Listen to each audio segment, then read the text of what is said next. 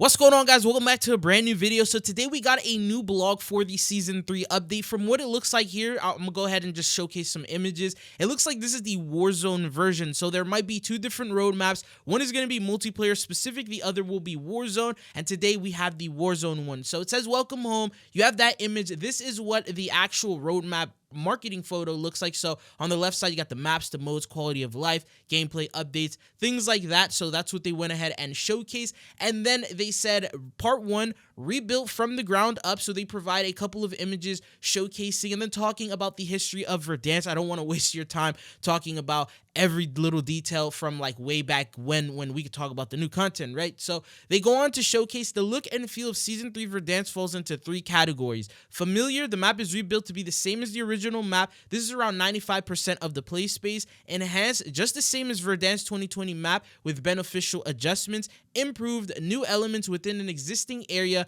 based on the current game design with quality of life upgrades in mind. They went ahead, provided another photo. You could see a couple different operators, which we'll talk about in an upcoming video. They said, let's take a moment to look at some specific visual examples of these adjustments. So they go ahead and give us a couple of examples just so you can see it for yourself. The left side is the 2020 Verdansk, so the top left corner image, and then the bottom one, that is the OG 2020 version. Then on the right side is the brand new version that we're going to get to play next week, and you can see that most of it is pretty much exactly the same. They also go ahead and showcase a second image. They let you know that it has been enhanced. You can see the graphic quality for the actual building itself has been upgraded, and then at the same time, they've added more like water, I guess, reflections and things like that to it. And then they also give a couple more examples, but you get the gist of everything. That's pretty much what they went and talked about for the first like 10 images. And then they go on to give us some patch notes. So it says trees aren't in precisely the same exact position as they were in the original map. Any parked vehicle that isn't drivable now looks much more like smoldering wreckage, ensuring players can easily distinguish immovable automobiles from the cargo truck, LTV, and other accessible vehicles. They said one of the biggest changes is the ability to swim, which wasn't originally possible. The southern combat zone has been extended out into the Custovian Sea, and the coastline is now accessible. However, this isn't critical to gameplay, and none of the rest of the map requires swimming.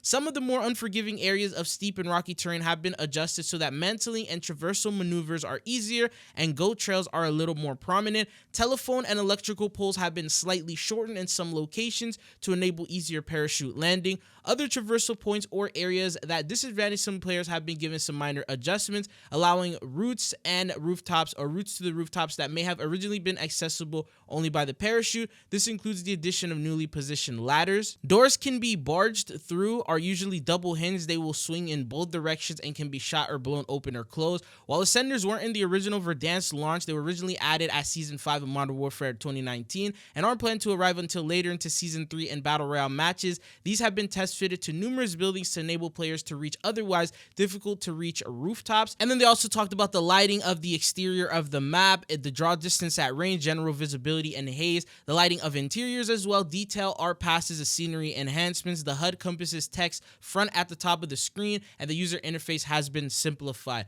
Now, the next thing that we have is we jump into the features. So Verdansk is back. They provide another photo being showcased here. They say Call of Duty Warzone Omni movement adjustment. So they have changed the movement. Introduction of the Omni movement has been a major stepping stone for the game, but Season 3 serves as an opportunity to fine-tune player movement by slightly scaling back some of the speed increases introduced over the past several months. These adjustments bring movement more in line with what players experienced in the early days of Warzone. Additionally, changes are being made to Omni sprint speed scaling and slide friction to address the strength of straight engagements while preserving the feel of sprint safe, reloading, and general movement. So they're basically making it feel exactly like it did with the OG Warzone and less like Omni movement. And then they said player count, so it's going to be 150 players, the original announcer, the original cinematics, and shoot during infill launch. So they did provide a photo so you can get an idea of that. And they mentioned it's pretty much straightforward stuff, but they give little paragraph details on the reasoning for why they did each one of these.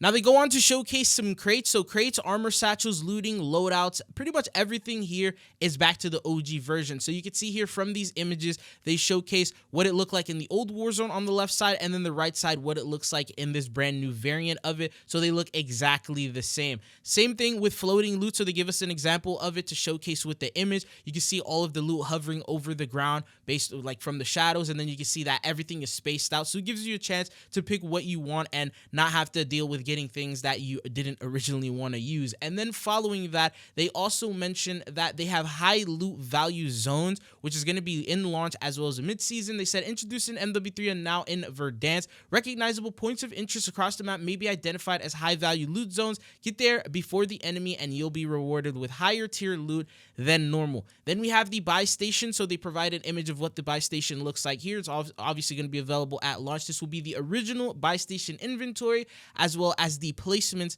that we saw in OG Verdansk. And then they go ahead and provide another image here so you can get an idea of the buy station, the floating loot nearby. And then yeah, so the next thing after that, they said equipment. So the general tacticals and lethals that are going to be coming in. So the first thing is they have a retro refresh munitions and equipment available as floating loot. Take the appearance of items you remember originally. The pool of lethal and tactical equipment in Verdansk has been adjusted to be closer to what it was originally available. Once again, copying that same original look. Returning lethal, the thermite, will be available at launch. They did provide a photo if you guys remember what that weapon is. And then we also have the equipment field upgrades, which are also going to be available at launch. So you have the first one, which is going to be the armor box, available at loot and buy station as inventory, deployable cover, heartbeat sensor, a munitions box, the recon drone, as well as a trophy system. So these are the items that will be available. And then they said returning field upgrade, portable decontamination station in the mid-season update. Now, as for the equipment, the kill streaks, it says launch and mid-season. So you have the original cluster mortar strike,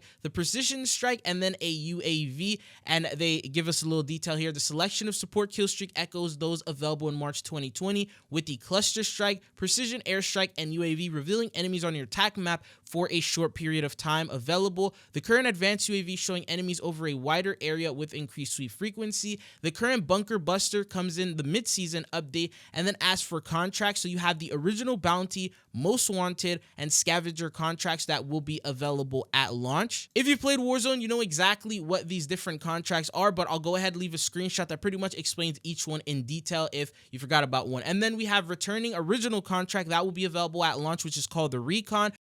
They said here, original contracts are back. Find the rugged tablet with the flag icon and activate this to update your attack map and advance to an objective marker. You and your squad need to stand within a small radius around the objective, a comm station, and upload data. The more squad mates are nearby, the quicker the capture. Complete the upload for loot and cash, along with a peek at the next safe area to reach.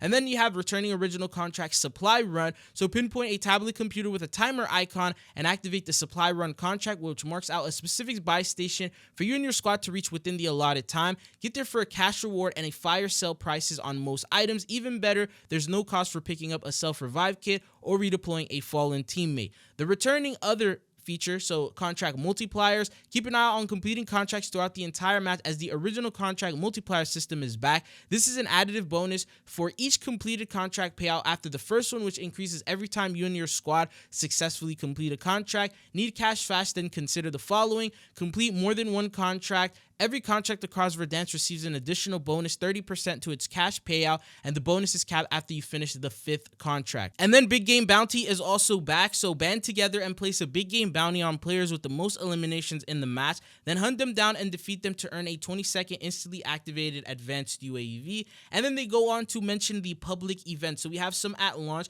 the original fire sale, jailbreak, loadout drop, as well as a restock. And then they go ahead and explain all these here. So fire sale, get discounts. Jailbreak, all eliminated players come back. Restock, all supply crates pretty much get refilled. And then loadout drop, you get a second loadout drop. And then the original capture the flag gulag variant launch. They give us an image of it and they said fail at victory, you come back with the gulag. That's pretty straightforward stuff right there. Now we do have some vehicles. So the Hell cargo truck LTV Polaris RZR Pro R4, the ATV, these are going to be available at launch. The helicopter, so aka Hell, this is the image that we have of it. The cargo truck, which is the Bertha, that is officially back, and then that's the image of it. And then we have the LTV, aka Light Tactical Vehicle. This is the photo that we have of this one. And then we have the Polaris, that's the image of that one. And then the ATV, the all-terrain vehicle, that will also be the last vehicle here. And then they mentioned map interactive elements. So you have the vertical ascenders, so launched to mid-season. Verdansk returns with two types of ascenders, you remember, interior and exterior,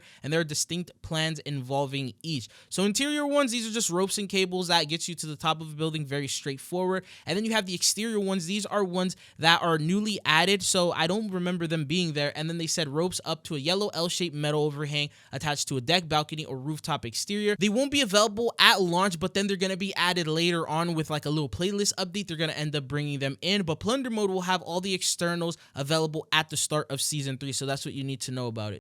Now going on, we do have the quality of life update. So it says improvements launch and the mid-season. They provide some images just so you can get an idea. So squad redeploy, you redeploy the entire team by pressing one button. That's the first one, which is the top left image. And then the next thing is weapon inspects to view attachments. So if you want to see what the attachments are for a weapon you picked up off the ground, you can now inspect and it'll give you all of the different stats to it. So if you find the weapon that you really want and you want to know what the loadout for it is, you can do that. And then prioritize favorite loadout in the gunsmith. Now when you finish your preferred loadout in Warzone Gunsmith and set it to favorite, the loadout is prioritized and moved to the top of the list. Other features come in: tac map zoom and centering settings. So new tac map settings under map assist offer improved control options. You then have detailed death cap widget. So on the right side, you'll see right here, it'll tell you more details on exactly what's going on with that. Affected by live ping, if someone would ping you, if you were affected by a UAV, if someone hit you with an unsuppressed weapon, small details like that. And then the next thing is secrets of Verdansk redacted contract.